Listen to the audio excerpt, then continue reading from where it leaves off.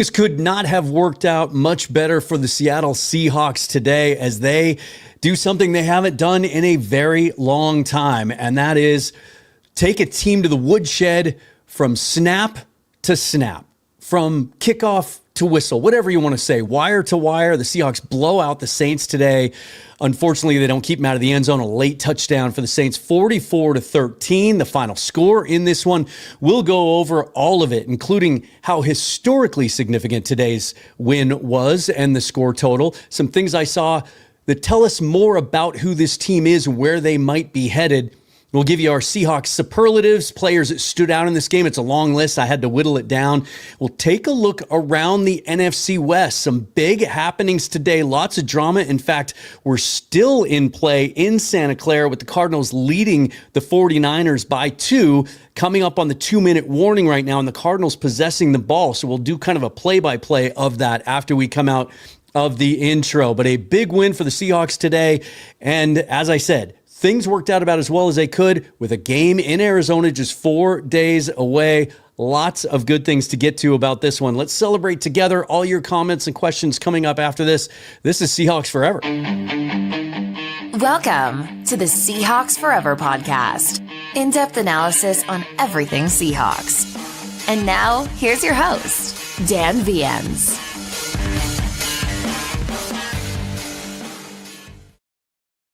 Episode brought to you by the folks at Omaha Steaks. Their red hot sales event still going on. Take full advantage of that if you can. 50% off their most popular variety packs and an additional $35 off for being a listener or viewer of this program if you use the promo code FOREVER. My family has been eating Omaha Steaks since I was a kid. They're individually cryo-packed, USDA certified, delivered to your door in a cold pack. They also have franks and burgers and chicken and pre-prepared meals and desserts even. And again, right now, 50% off some of their most popular variety packs. Get a whole bunch of different cuts of their USDA certified steaks delivered to your door and an additional $35 off if you go to omahasteaks.com and use the promo code FOREVER at checkout.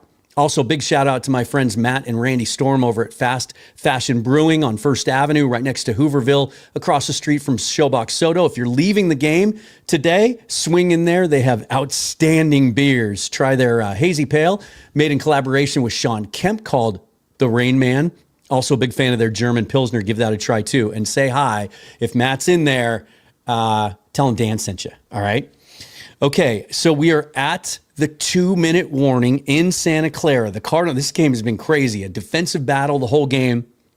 Tied at 6 as they exchanged field goals going into the fourth quarter. And then the teams traded touchdowns. And then the Cardinals just went ahead a few minutes ago, 15-13, because of a holding call in the end zone for a safety by the 49ers. So they get the ball back, trying to kill the clock with 2 minutes left.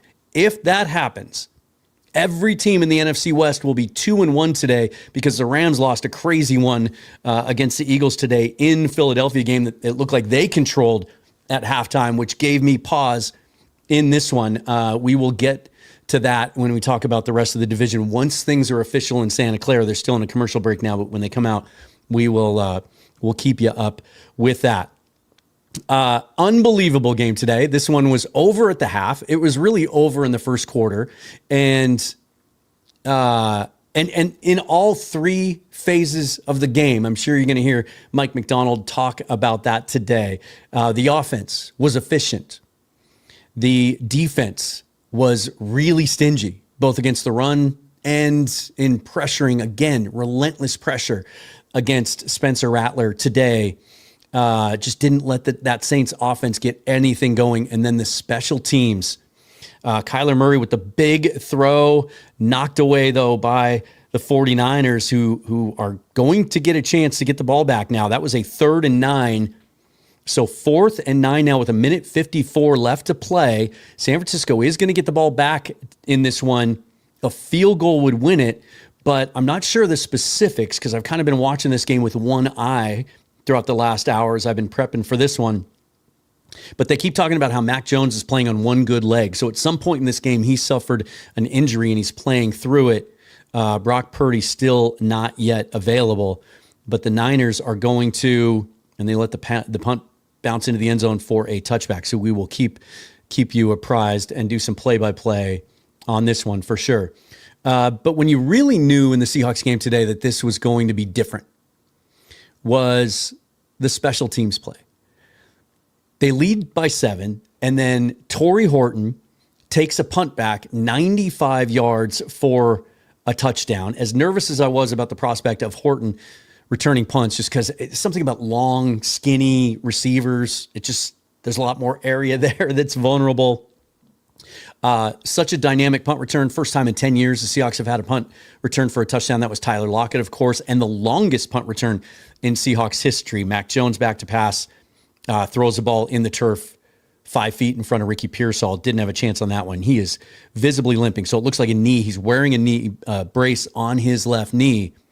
So the 49ers now without Brock Purdy, with that shoulder and toe injury, and now Mac Jones limping around on a knee brace. James Conner also left this game with an injury. I don't know exactly what it was, but something to keep your eye on, obviously, with the Seahawks playing them on Thursday. Mac Jones completion over the middle to Jake Tonjes for a first down. So they are in. Is this game going to come down to their new kicker? A minute 30 left to go now. 1st and 10 at their own 31-yard line. Jones back to pass again, goes over the middle to not sure who that is.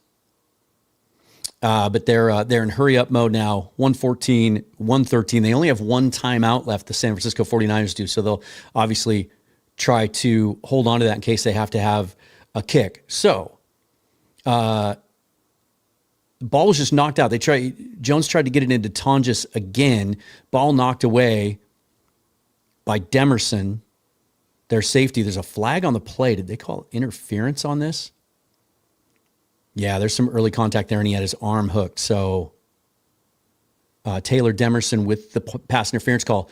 49ers are going to have the ball at their own 47. Now a minute 8 left to go and just the one timeout. This is big. Somebody asked me on Twitter about a half an hour ago, who do we want to win from this game? The obvious answer is Arizona, because then it evens everything out, evens the playing field, everyone 2-2, and then the Seahawks then have a chance to go to 3-1, beating the Cardinals, dropping them to 2-2. No, I'm sorry, they would be 3-0, and then we'd have a chance to give them their first loss, but it would knock San Francisco down to 2-1. But this early in the season, really, it doesn't matter a whole lot. It just matters because I have a graphic that I'll put up as soon as the game is final, and I may have to change it. In fact, I better adjust this right now. 40 seconds left now on the clock. The 49ers driving. 32-31. They're at the Cardinals' 37-yard line, getting close to field goal range. Mac Jones all day to throw, but good coverage by the Cardinals. Had to throw it out of bounds. So 25 seconds remain now. Jones 26 out of 38, 264 yards, a touchdown, and an interception. Eddie Pinheiro signed 2 weeks ago when they, of course, released Jake Moody after the brutal game that he had in Seattle. So I can't update this NFC West standings graphic until this becomes final, one way or another. 25 seconds left. Jones in shotgun at the 36-yard line of the Cardinals. Need to get to about the 26 for a good field goal. Little swing pass to Christian McCaffrey, and he is inside down to the 15-yard line. So it is looking more and more now like the Cardinals miss a huge opportunity to be the only team at 3-0 in the division, as it looks like the 49ers are going to get a chance at a chip shot field goal for the veteran field goal kicker, Eddie Pinheiro. And I'll stay with you on this until this is over, and then we can talk about our game. So I'm going to get that standings graphic ready because it doesn't look like it's going to change, to be honest. Hold on. And now they run it in the middle of the field just to give Pinheiro a straight shot at it.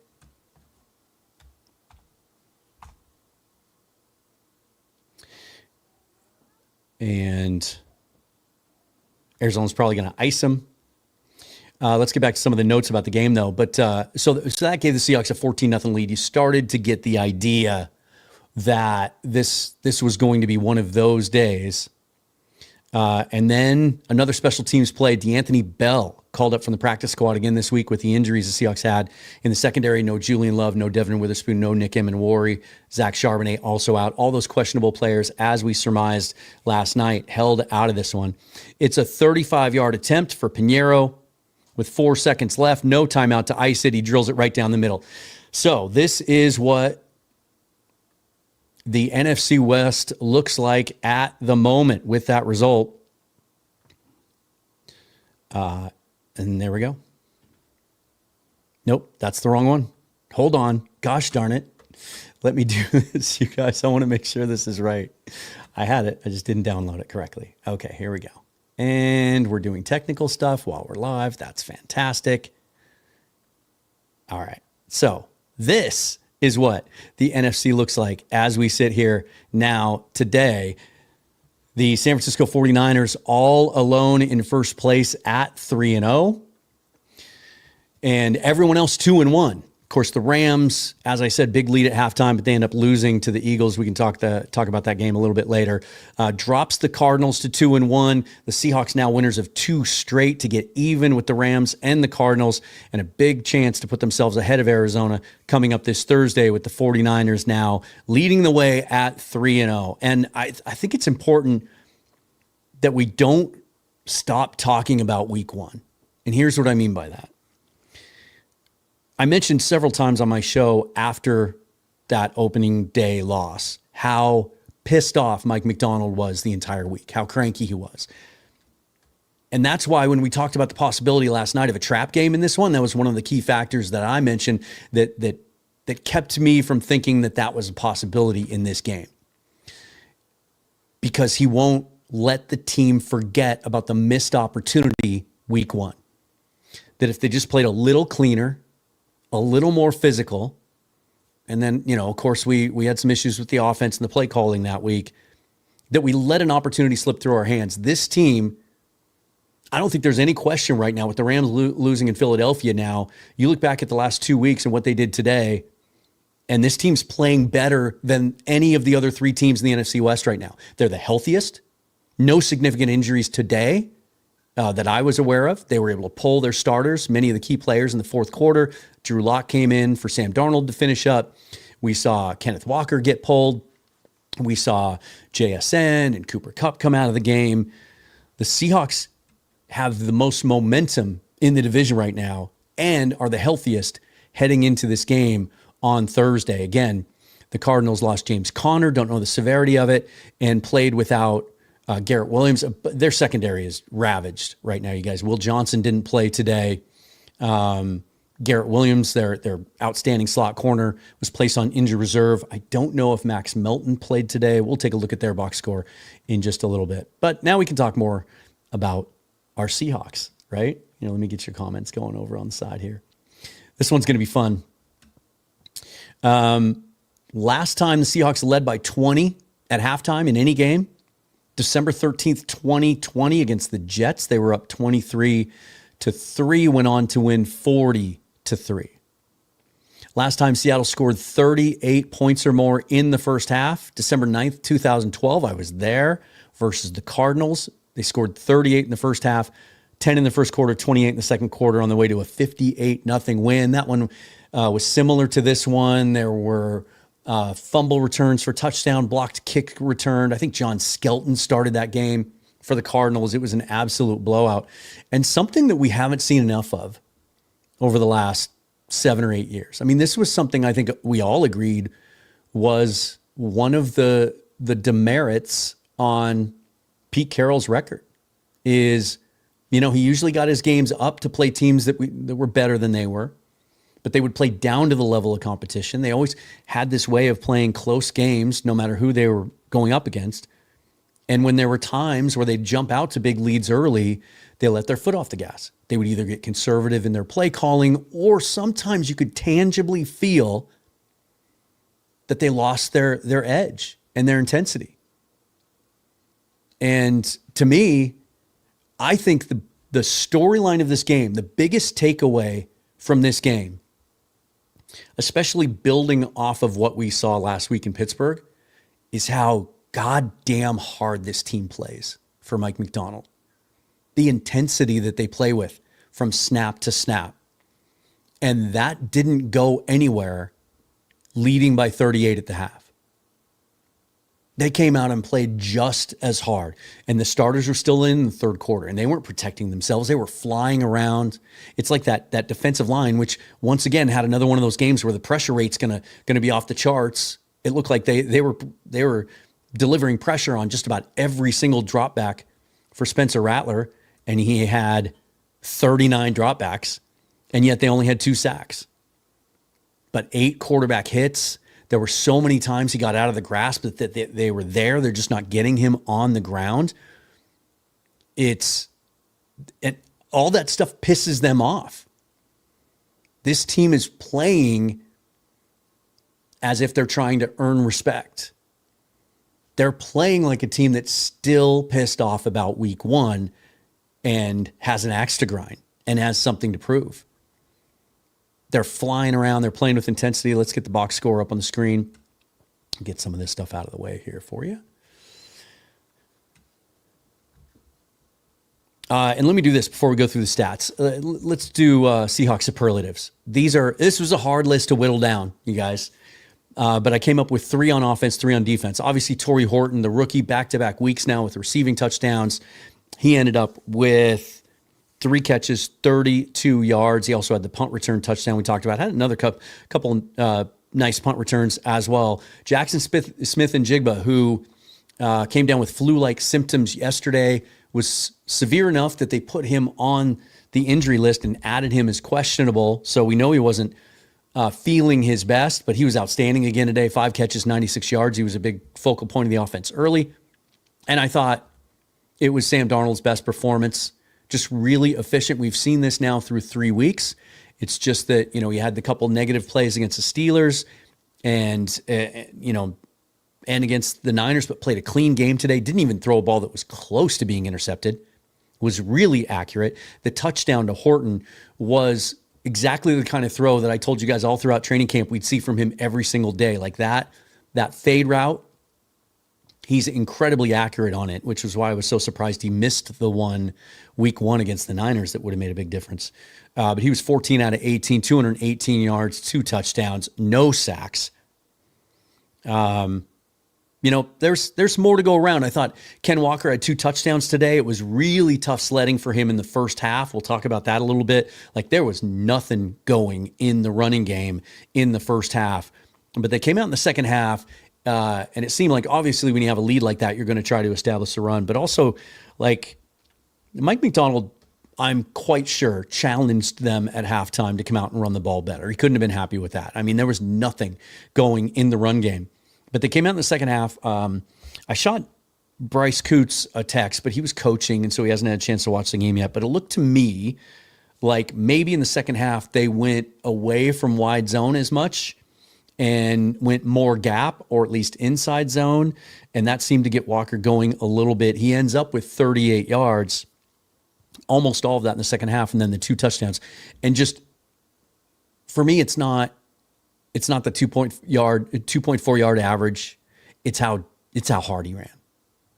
He ran like a man on a mission, like a man who wants to keep that running back 1 position even when Zach Charbonnet comes back.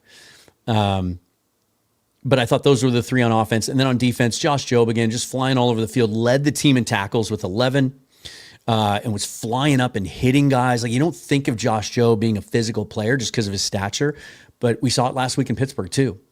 And he's flying up and hitting guys, 9 solo tackles, a pass defensed. And I thought he would have gotten credit for more passes defense than that. I thought he impacted a number of plays. And then I got to put Ty Okada on here. I know that he's gotten a lot of heat from you guys over the last few weeks, that a lot of you were worried about him and his play. And I couldn't really figure out why. Maybe he had 1 or 2 bad reps against Pittsburgh. He's a guy that the coaching staff really likes and believes in. And I thought he was flying around, being really physical today too. Had a couple of big hits, 9 tackles, second on the team with 9 tackles, half of a sack. He also had another quarterback hit. I'm surprised he didn't get a credit for a tackle for loss because I thought he came up and stuck a guy, but it must have been for no gain. And then Darian Kendrick, who almost had another interception early when I was watching it live. I thought, is he ever going to catch one?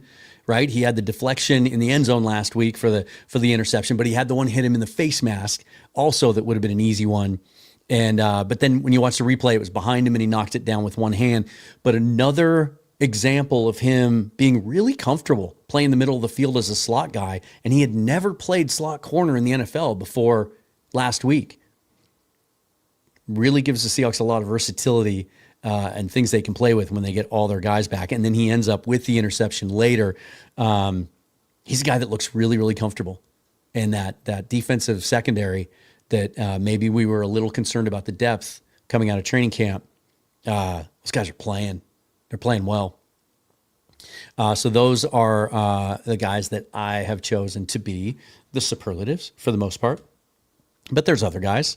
Byron Murphy with another sack and a tackle for loss and another quarterback hit among his 3 tackles. I thought Leonard Williams, he had a half sack. He shared that one with Okada, had 2 quarterback hits, only credited with 4 tackles, but he seemed like, I'm quite sure when we see those ESPN pass rush win rate, next gen stat rankings Tuesday or Wednesday, that he's going to climb up that chart for interior defensive linemen. He just seemed to be around the ball on every single play. This was a total team win. I kind of jokingly said at halftime, let's take a look at some of the team stats here. That, hey, they got to work on their time of possession because at halftime it was like 21-8, right? But it was because they scored so quick and they scored on special teams. They were 0 for 2 on third downs in the first half. They ended up 3 for 7 in the second half. That's still not good enough. You'd like that to be over 50%.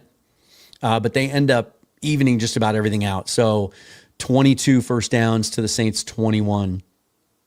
11 passing the ball and 7 running the football. I thought that was important. When you go back here again and you look at how little success they had running the football. Just 2.4 yards per carry for Ken Walker, 2.7 yards per carry on 10 carries for George Halani.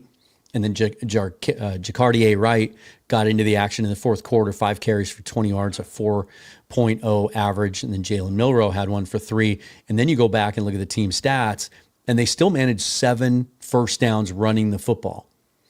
That to me tells me so much about Clint Kubiak, this running scheme and his commitment to running the football, that when it wasn't working in the first half, they didn't get away from it. And they still were able to run for 7 first downs. Really sloppy game, really on both sides, 19 combined penalties. But the Saints in particular in the first half had 11 penalties. I think there were 5 or 6 on one drive. And a lot of that was the crowd, you guys. Like I was texting my buddy that has my tickets this year, and just before kickoff, he said, you can't even notice the Saints fans here, and it is loud as heck. How many times did they talk about that on the broadcast? And it was really impactful today because Kellen Moore is trying to run a lot of no huddle and a lot of hurry up. There were illegal formations, there were motion penalties, false starts, a lot of pre-snap penalties on the Saints offense today. And I think we should give the crowd big credit for that. When Seahawks had opportunities, they cashed them in. They were 4 out of 5 in the red zone. Total yards, 320 to 284. Let's see, total plays. Despite running 16 fewer plays, they outgained the Saints 320 to 284, 5.9 yards per play. They only allowed 79 yards rushing. What did Kamara have? He had 18 carries for 42 yards. Is that the first time they were talking about? Yeah, he only had 14. He had 1 catch for 14 yards.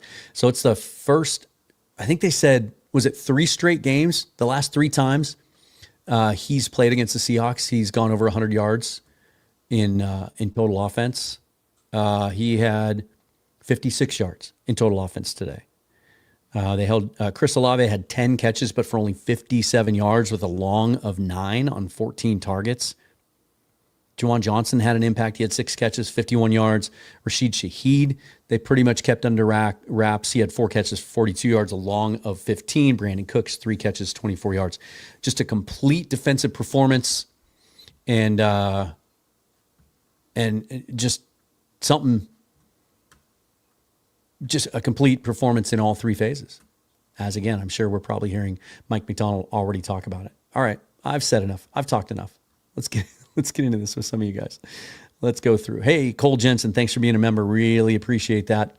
When you are a member, especially if you're Pro Bowl or higher, you get access to things like the Hawks Film Lab, the Dan Standy Play of the Week, some of that exclusive material that's not available to everyone. So check that out. Andrew May says, Sam Darnold for MVP. I'll tell you, Sam's playing well. Let's see what his season numbers are now, if they've updated him with. I don't think those are updated. So we'll take a look at that in a little bit. Yeah, Osiris, how you doing, buddy? He says the game was over in the first half of the second quarter. Didn't that feel good? But wasn't there, among many of you who've been fans for a long time, weren't you still a little trepidatious, like getting too confident? Like we've seen that before, right? How many times we think we have a game in the bag only to let teams back into it. Bryce was talking last night about that Washington Commanders game where it seemed like we had control of it the whole game. It was late in the season. We're pushing for the playoffs. Kirk Cousins hits a big pass in the rain, and they end up kind of pulling a stunner and stealing one from us. That definitely felt like a trap game at the time. I like this word. Osiris says Hawks were just more violent all around. The D-line was menacing. Most of the penalties were D-line violence. The league is on notice. Coach Derek from All 22 Films was on the show last week talking about just that and how he saw that out of this defense at every level against the Steelers. Violence, arriving on the scene with intention, working together, guys from the backside pursuing, never leaving it up to just one person to be the hero and make a tackle in open space because there's always 4 or 5 other guys coming. You know, that defensive line rushing with intention, not just freelancing, not just, winging it and leaving open lanes for the quarterback. And then the secondary working in conjunction with them. There were times it almost seems to alternate. Like you'll see the defensive line get a lot of pressure and blow up a play, and then on the next play, you can tell it's the secondary that's kind of buying time for the line to get there. Still think that line's gonna. What do they have? 6 sacks is all on the year now. 2 in each game. Is that right? And like they deserve better than that. They're going to start getting home. We're going to have some of those games with 7 sacks, right? It's just the pressure is too constant, and it's coming from everywhere. Mike Morris making some plays again today. He was a nice part of the rotation. Really like what we're seeing out of him in his 3rd year now. What a huge benefit that would be to have a guy like Mike Morris that can play inside and out. And then you get a guy like Riley Mills who's kind of similar, can do the same type of thing. Just gives you more versatility, a chance to have different looks.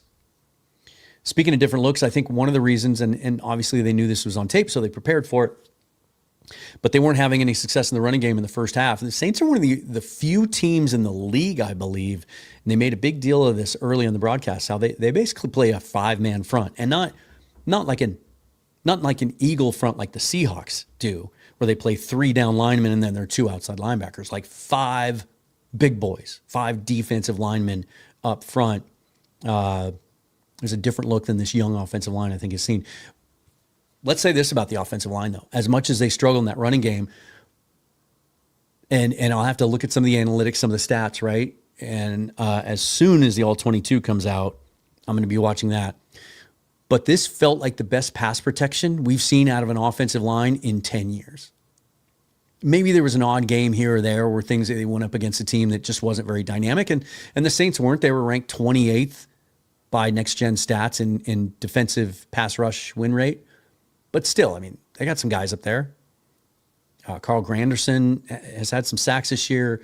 Cam Jordan playing in, I think they said he set the record today for most games played by a Saint, but he's still going strong at the age of 36. They got some dudes up there.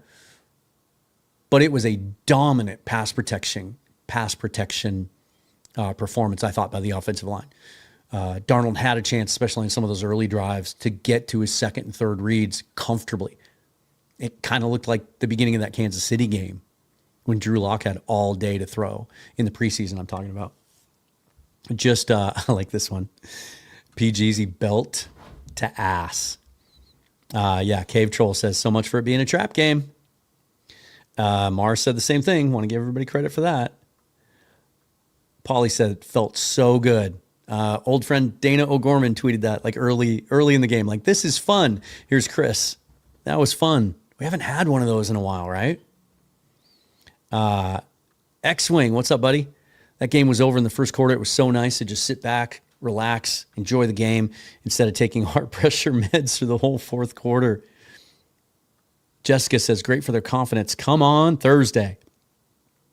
Somebody in the comments was saying that the Connor injury looked really bad, which is unfortunate. He's been such a warrior and everything he had to overcome early in his career. But doesn't sound like he's going to be available on Thursday. Osiris says, love the discipline to stick with the run, even though it was slow to start. Yeah, that was big for me. And I think, you know, and we're going to talk about this every week, right? But coming out of last week's game, one of my first takeaways was that team, maybe more so than any game we've seen since Mike McDonald got this job, looked like the type of team he's been telling us he wants to build. And this week, certainly, like taking it to a team that you should beat. That's something that doesn't happen as often as you would think in the NFL. Look around the league today. We'll take a look at some of the scores in a moment. But also, like, this is a team that the Cardinals only beat by 7. The 49ers last week was 26-21 in that one.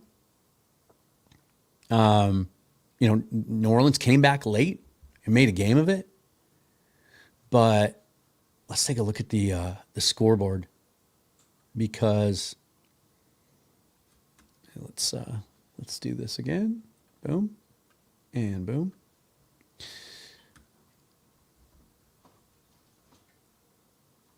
The Browns beat the Packers. Who saw that coming? That if there was any game, I don't care that it was in Cleveland, where a team should blow a team out, it's that Packers team that on Monday night looked like the best team in the league, or last Sunday night. The Colts being 3-0. Who saw that coming? The Vikings beating the Bengals by 38 points. The Rams being up 19-7 at halftime and 26-7 at one point, losing 33-26. Tough start for Pete in Vegas. They dropped to 1-2. The Commanders without Jaden Daniels blow them out 41-24.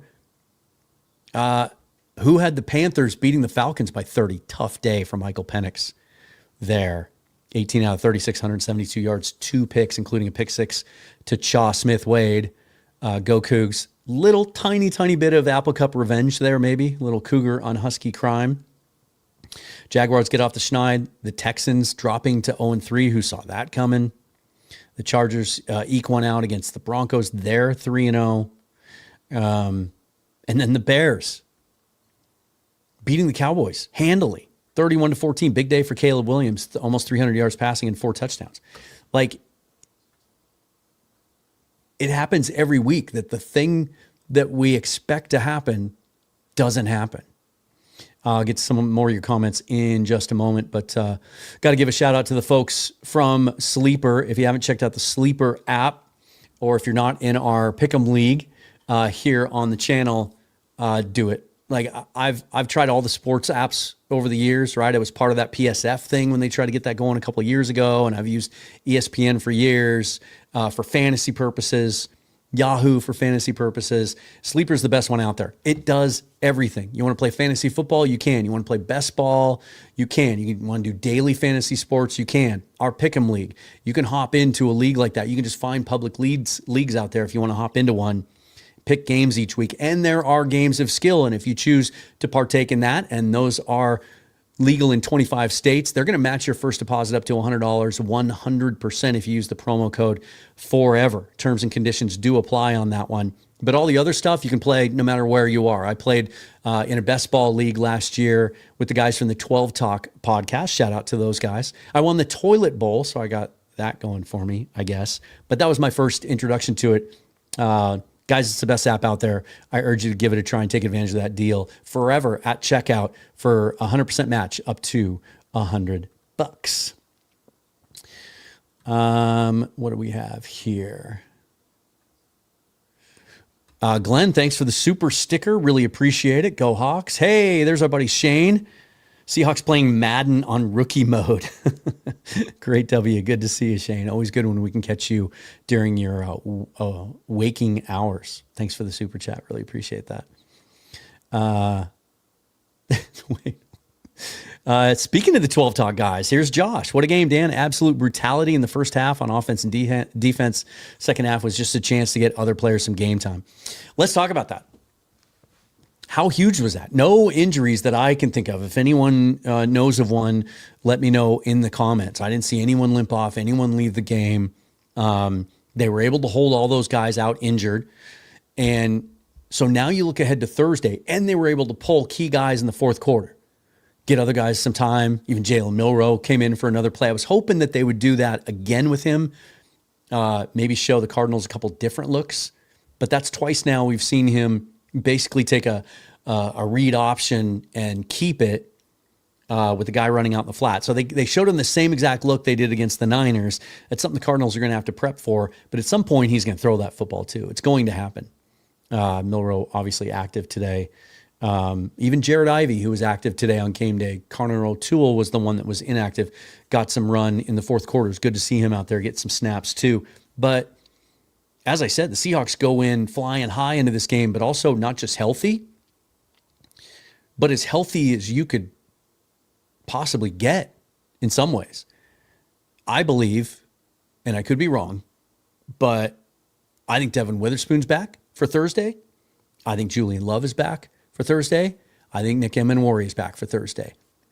So all those guys come back. You have your entire contingent of defensive players, all your starters, all your depth, and now you've added a really cool piece to that as well in Darian Kendrick. Like, that defense is going to be completely healthy with all their pieces heading down to Arizona to play Kyler Murray and the Cardinals. And again, you know how I feel about Murray. We'll talk about this game more tomorrow. Walter Mitchell of the Red Rain podcast is going to be joining me. We're going to do that early in the week since it's a Thursday game. So look for that preview tomorrow. But I didn't think Murray was special today at all. Let's look at their box score. But he airmails open throws. He doesn't come up with big throws and big moments. 22 out of 35, 159 yards and a touchdown. Average 4.5 yards per attempt. He had 37 yards rushing. And even after Connor went out, Trey Benson, 10 carries, 42 yards. We know that San Francisco defense is good. But, I mean, they completely shut down that offense. There was one big play on that touchdown drive late to Marvin Harrison that kind of got him close. And then a pass interference call, I think, got him close to the end zone. They were able to push it in with Benson from there. Or it wasn't Benson. Who was it? Oh, he hit Trey McBride for that touchdown late. On a little rollout. But I just, Mike McDonald showed last year that he can scheme up a defense against Kyler. And I think it's a real uphill battle for the Cardinals in this game. And then their secondary that was so beat up. Let's see if some of those guys played. I just want to see if Max Melton played. He did. He was able to get out there. But no Will Johnson. And that groin injury seemed severe, so I would expect him to be on the injury report again this week as well. And then no Garrett Williams. Yeah, that's going to be a tough matchup for the Cardinals, I think.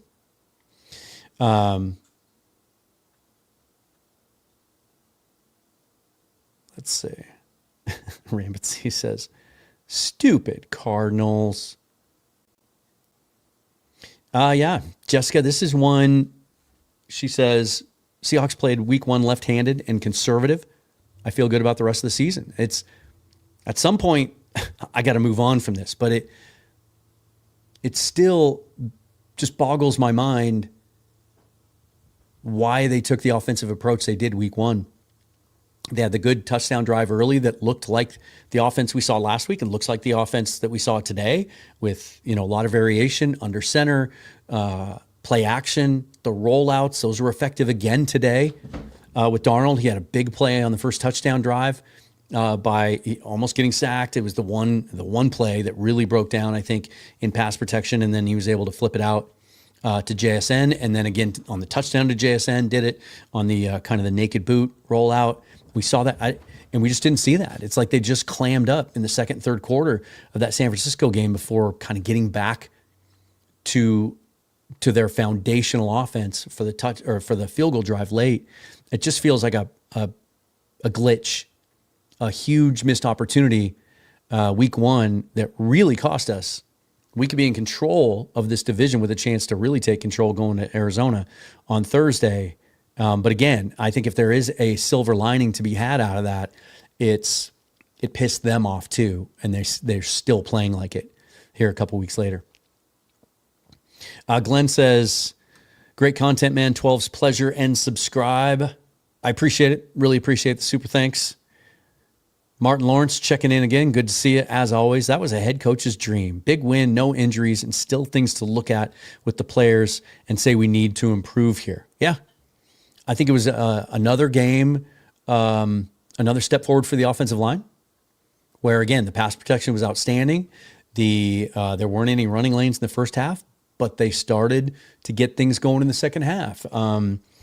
Whether my theory about whether they kind of changed their blocking scheme a bit in the second half or not is true, I'll get that confirmed from Coach Coots here soon.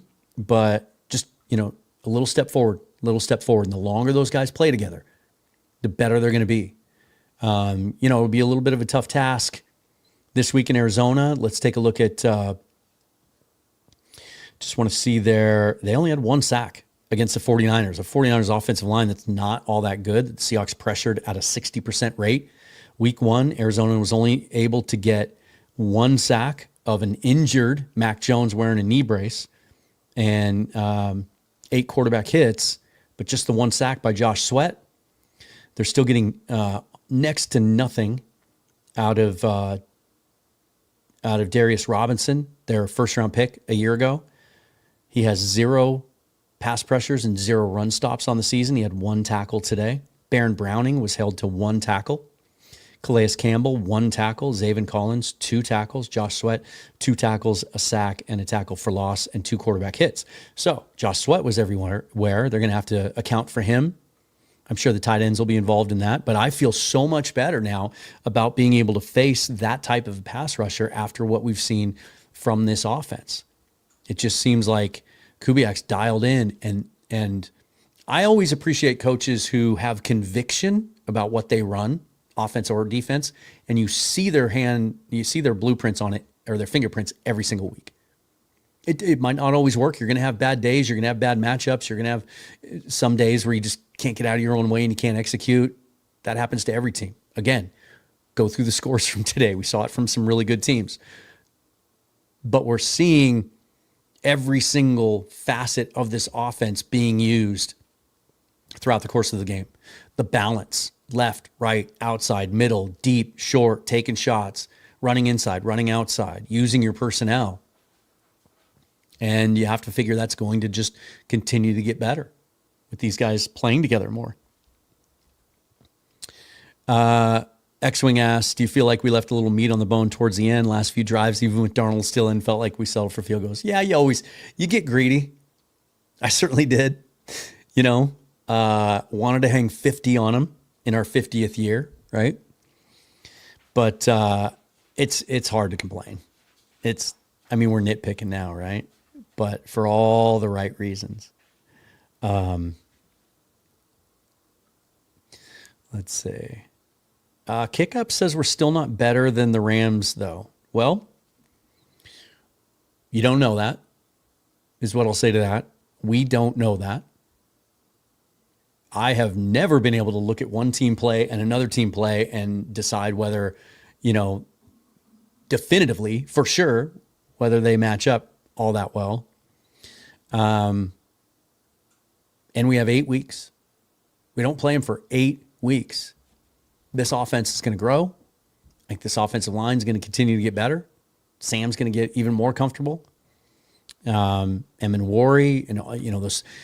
Mike McDonald's been open about the fact that he has not been able to run his scheme the way he ideally wants to this year because Worry plays such a big role in that.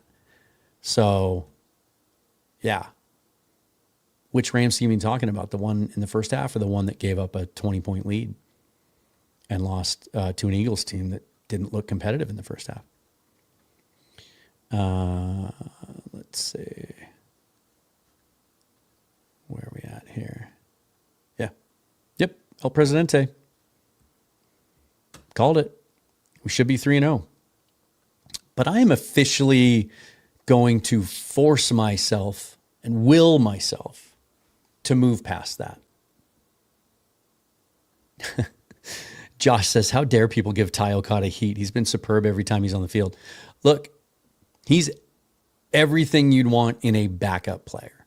Is he a guy I want starting 17 games? Maybe not, but only because of athletic limitations. Like, dude plays hard. He's smart. He hits hard. And I think sometimes we get a little greedy as fans that we want all 53 players on the 53-man roster to be all pros. And that's just not possible. In fact, I would challenge any of you, anyone, to look at all 32 starting lineups. Just look at the starters for each team and not be able to pick out a weak link. Like, nobody has 11 outstanding players on offense and 11 outstanding players on defense. Not even the Eagles. They had some issues with their offensive line today, especially early in that game against that Rams defensive front. Like, they were moving guys around in game because one of their tackles was struggling so bad. Like, they're the world champs. And it's still a little bit of a struggle at times. Glenn with another super sticker. Really, really appreciate your support. Thank you, my friend.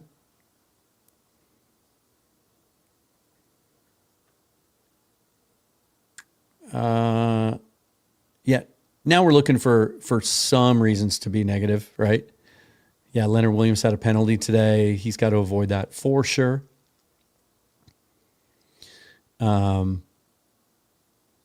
It's kind of a bummer. If there is a downside to this, I mean, I've told you guys about my history with Kellen Moore and the Moore family and his dad, Tom, who coached him at Prosser High School. Obviously, I want better for that kid. Like, I think he's really smart. I think he'll be a successful coach in this league. Whether it's with the Saints or not, I don't know. The talent's just not there, and they haven't ever been very patient. They like to fire their coaches when it's the GM who's at fault, and they just churn through those guys. But whatever happens for him, whether it's in New Orleans or somewhere else, I think he's really smart. I think he'll have success in this league at some point, but not the most ideal homecoming for that kid to come back and play in the stadium against the team that he grew up rooting for, right? Yeah. I'll say this, Kick Up. I know, I love you. I love your support. I know you tend to be cynical and a little on the negative side. If that first game of the year haunts us, then we haven't done our job from here on out. A week 1 loss, it still pisses us off, but it shouldn't impact what happens 11 weeks from now or 12 weeks from now when we play them again.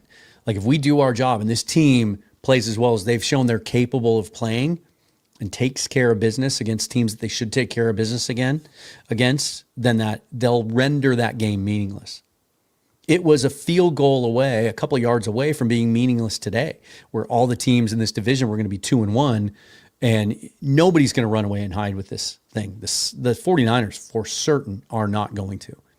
I still think at the end of the year, everyone in this division, except maybe the Cardinals, I think the Rams, Seahawks, and Niners are all going to be within a game or two of each other. But we're talking about the 10 or 11 win range because they're going to beat up on each other a lot. I kind of just contradicted myself, didn't I? Saying they'll be within a game of each other. I don't.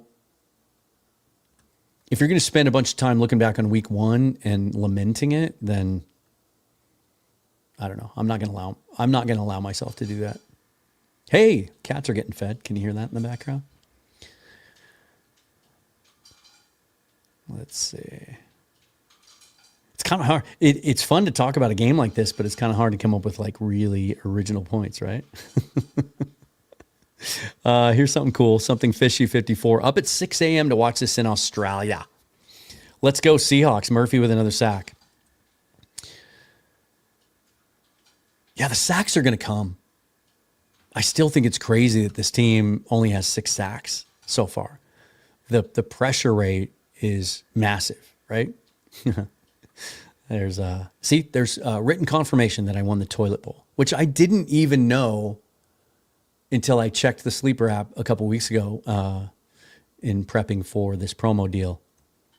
I just wanted to go back and look, and ended up going on a run at the end of the year. It was too little, too late. And as Josh says, luckily I'm a better podcaster than a fantasy player, which is certainly true. In my 2 main leagues this year, playing fantasy, I'm 3-3. But at least I got off the schneid today in my main league with the guys that I've worked with at El Gaucho for the last 7 years, in no small part to the Seahawks defense and special teams. It was a big day. It was a big part of the win.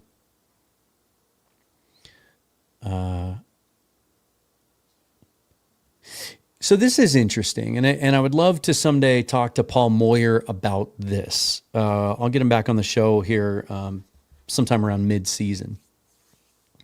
Because I have heard from coaches and people who cover teams on a regular basis that this is overblown. That there's only so much you can get from a player that's going to give you an advantage over the team you're playing because you signed someone that was just on their roster. Because obviously the Seahawks know that they have to change some things up. So they're going to change some of their audibles. They're going to change some of their signals. They're not going to keep everything the same, knowing MVS is there. Not every team is that smart. You remember Russ's first year in Denver, where, who was it? One of the defensive players, or was it Lockett, that recognized that he was using the same calls at the line of scrimmage as he used in Seattle. Exactly the same calls. That's just dumb. And Mike McDonald's not that dumb. And they played well on defense. It was the offense. There's nothing MVS can tell you about how Mike McDonald's going to call or scheme a defense. He's not in on those meetings. And he was released before the game plan was written for that game. So he had absolutely no insider knowledge on what the game plan was going to be week one.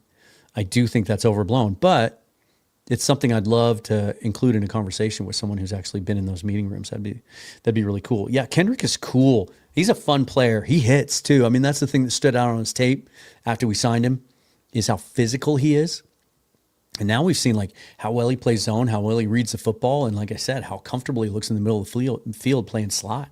Something he's never done before. That's a huge scouting win for whoever gets the credit for suggesting that they claim him, whether that was Schneider or his pro personnel guy or one of his college guys, or Mike McDonald, who had a front row seat to watching him win the defensive MVP award in the Orange Bowl 2021. Was that the year McDonald was at Michigan and they played Georgia and Kendrick had 2 interceptions and won defensive MVP? Maybe it was Mike McDonald. But they talked on the broadcast today too about how Carl Scott played such a huge role in urging the Seahawks to sign Josh Jobe last year when the Eagles let him go off their practice squad, and what an inspired decision that's turned out to be. And I'll tell you something else. When we talk about extending some of the young players on this roster, we've got to talk about Josh Jobe. He's on a 1-year, $3 million deal, I think. They got to lock that kid up. If I'm, and I know, we've heard this about Josh Jobe, he's a different kind of cat. He's wired a little different. He's quiet. He doesn't love talking to the press as much. He's not in it for all of the extra stuff. He's a football player and he just wants to play football. And he's found a home and a team that believes in him. And I think that's like the perfect profile for the type of player the Seahawks have been able to get locked up to contracts recently, Ernest Jones, Abe Lucas, who are willing to take a little bit less, not hit the market because they want to be here. Let's get Josh Jobs signed long-term before this season ends. That would be a huge, huge coup, I think, for John Schneider and Joey Lane and all those guys. Yeah, Kendrick needs a jugs machine. In his defense, the one today that, again, live looked like he should have had it. He was, running one direction. The ball was behind him. He got a hand on it. That he would have had to have tipped it to himself. He didn't drop that one, but the one in Pittsburgh, he's not gonna live that one down. Bill Ofstad from the Seahawks Playbook podcast with Keith Myers. What a game. Keith was there. So jealous, but great efficient game by Darnold. Talk about efficiency at all three pillars of this team. Absolutely. And they talked about it on the broadcast as well, just how good Sam Darnold continues to be in the middle of the field. And that Brandon Staley, the defensive coordinator for the Saints, was aware of that and tried to, kind of shape his coverage to counteract that. And yet Darnold was still able to be successful in the middle of the field. And I think, if you look at consistent markers of what makes really good quarterbacks successful in this league, the ones that struggle to be consistent are the ones that struggle in the middle of the field. And everything that I've seen out of Sam Darnold and, getting the benefit of being able to watch him day in and day out in training camp. And so what I'm seeing on the field now in these games is him building off of those things and a continuation of those things that you see. And that's not always the case. Carrying stuff from practice into the games is the mark of a good player. We hear about players all the time that look great in practice, but they just never flash. Sam Darnold continues to get better every single day. It'd be interesting if you could put a fly on the wall or pump Kevin O'Connell with some truth serum and ask him, is he playing better these last couple of weeks than even he played in Minnesota last year? Like, he's on time, he's decisive, his pocket presence and manipulation within the pocket has gotten so much better as he's played more in this league. His accuracy, his ability to throw on the run, we've seen that. And he hasn't even used his legs yet to make gains. We're going to see that. There are going to be times where he's going to make impactful plays with his legs. I'm okay with him not doing that now because, let's keep him away from contact. But when you look at how he's playing, I know there were some skeptics and quite a few people that didn't like the move and the combination of the two moves, I should say, of, trading Geno Smith because he didn't want to be here and then immediately pivoting aggressively to go get Sam Darnold. There were people who were skeptical about that. I think it's one of the reasons that so many of the national pundits refused to believe in this team and picked us to win 7 and 8 games and finish 3rd or 4th in the division. He's a good quarterback. I've compared him to Matt Hasselbeck. I still think that's a really accurate comp, even in play style.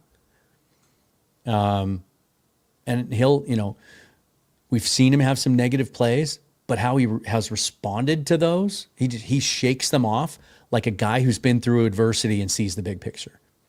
Like, that's nothing. I've had bad plays before.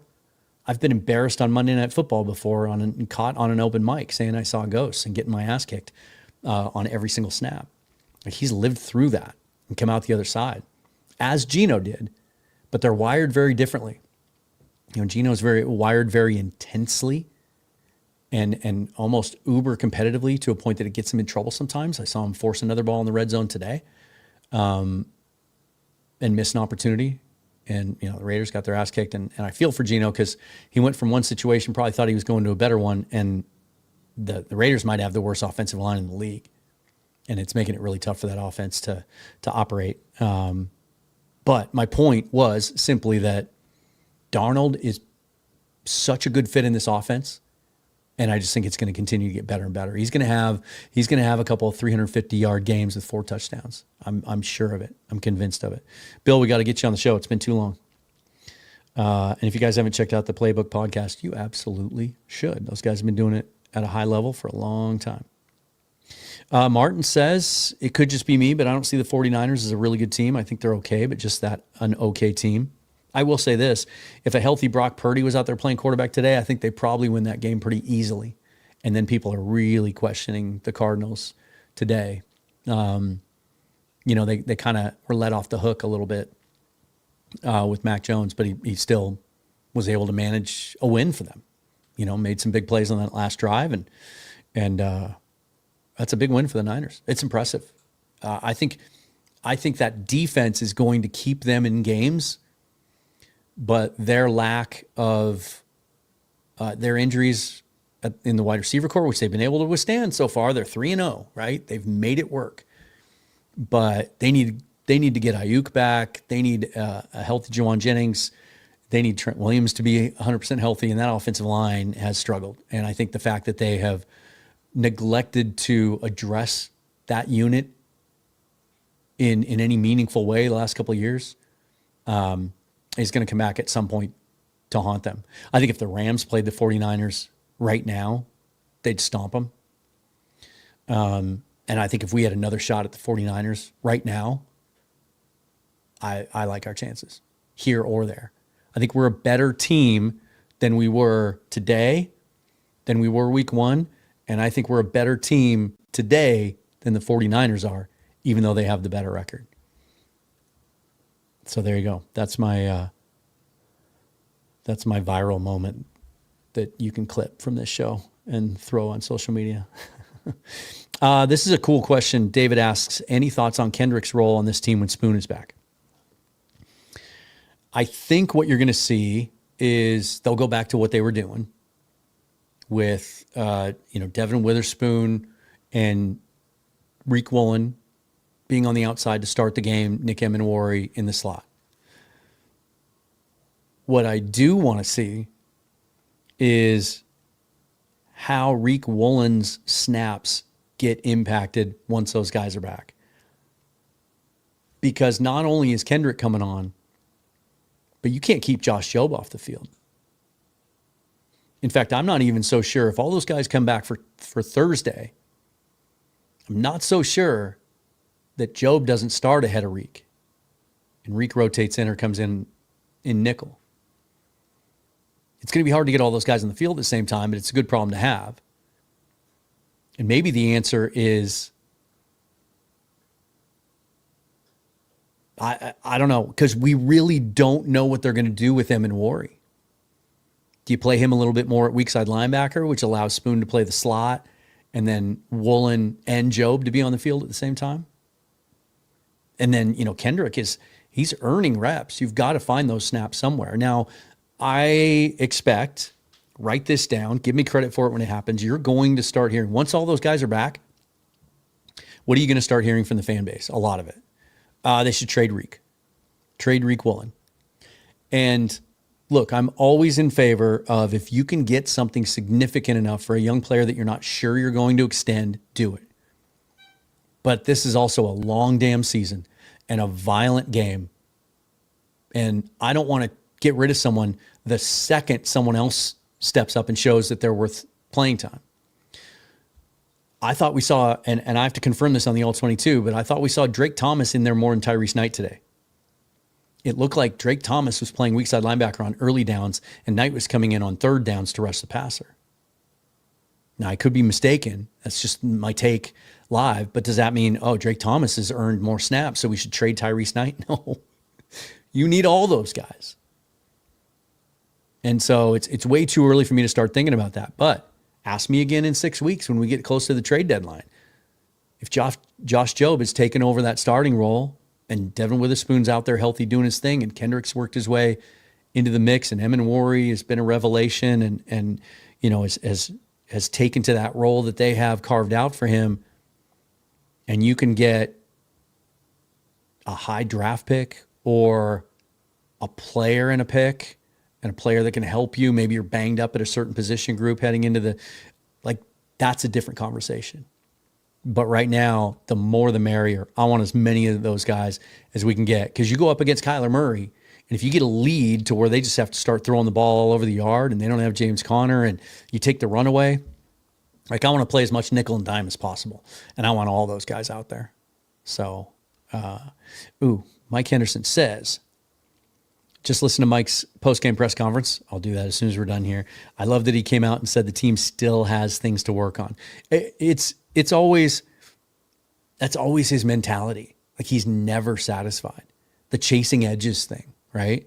And I know a lot of coaches talk the talk when it comes to this, but his words are matched with his tone and his intensity and his approach to how he coaches this team. And I feel like it's getting through to the team as well. They've stacked this roster with guys that are wired a certain way, that love football, that play hard on every snap, high motor.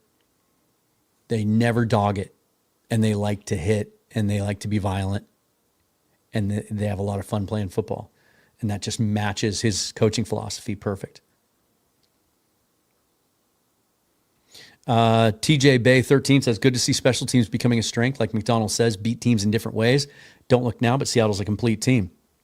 Remember how many people were calling for Jay Harbaugh to get fired this preseason because of some preseason, like because they gave up a punt return or a kick return, didn't they, at the end of the Kansas City game, and had a couple of misses? They've been nothing but outstanding. Contributed directly to the win last week. Contributed massively to today's win. Blocked a field goal against the Niners. They've been outstanding. And even in the return game, there were a couple of kick returns, even outside of the Horton touchdown. Like, they're figuring some things out there. And it's really, really fun to see. All right, you guys. I think, oh my goodness, I had forgotten about this. It started at 7 here. Yeah. Guys, I'm going to go watch the rest of this Mariners game. They're up 7-1 in the fourth. Sounds like Logan Gilbert is cruising. Hopefully that'll continue because their bullpen is on fumes. Let's sweep the Astros and have a 3-game lead, and let's play some meaningful playoff baseball here. When was the last time the Mariners and the Seahawks were both good in October, which for the Mariners would mean in the playoffs playing well? It's a good time. So I'm going to go watch the rest of that. David Evans throws this. I just want to get this out here he's calling his shot. If this ends up happening, come back and tell us you told us so. Reek to Miami. I mean, they could certainly use some corner help. What do they have to offer? Their offensive line stinks. Maybe a guy like, I don't know if they want to trade Seiler. Like, I'll take another good defensive tackle. How about Jordan Brooks back? How about Jordan Brooks playing weak side linebacker next to Ernest Jones? Undo a move that they might have wanted back. Yeah, too early to talk about that. All right, you guys. Reminders, tomorrow Walter Mitchell is going to be joining me. Let's do this. Come on, I have a brand to protect here. Walter Mitchell from the Red Rain podcast is going to be joining me tomorrow with the Thursday game. We're going to do an early look and preview Seahawks Cardinals from his perspective, what he thinks. And if you've never seen Walter on my show before, he's very objective. And so I expect him to be brutally honest about the chances he thinks the Cardinals might have on Thursday, because he's well aware of their history against the Seahawks, and he'll tell us like it is with that team. And then going to be making a quick trip to Chicago in the middle of the week before Thursday. And so Bryce and I are going to do the Hawks Film Lab. We're going to record that on Tuesday, which will give us a chance to get it out earlier to members here on this channel and members on Patreon. And then Rob Guerrero, the Gold Standard Network, and I will be doing our NFC West mixtape, looking around the entire division and getting ready for that game on Thursday, as well as looking at the Rams and the 49ers. We're going to record that on Tuesday as well, probably release that on Wednesday. So keep track of all that. Best way to keep up on all that, subscribe to the channel, hit that bell if you want notifications. And then all the other ways you can support me, the Substack, the Patreon, the audio podcasts, all of those links are down below, and even the ways that you can just support me directly, as I am a full-time independent content creator. Guys, this was so much fun. The Seahawks kick ass today. Let's put this up there one more time just because this doesn't happen very often. We have to enjoy this when we can. The Seahawks putting their foot on the gas in a way that we haven't seen from teams in 10 years or so, finishing games when they have an opponent down. Let's see if they can carry that momentum into the desert for a big Thursday night clash in Arizona. Appreciate all of you for watching. It doesn't escape my attention that there is so much competition out there and there's so much other good content out there going on right now, and you guys are choosing to be here. That means a lot to me, and it helps me to be able to continue doing this full time. Thank you very much for that. Follow me on Twitter at Seahawks Forever. I'm Dan Forever, and always go freaking Hawks. We'll see you tomorrow.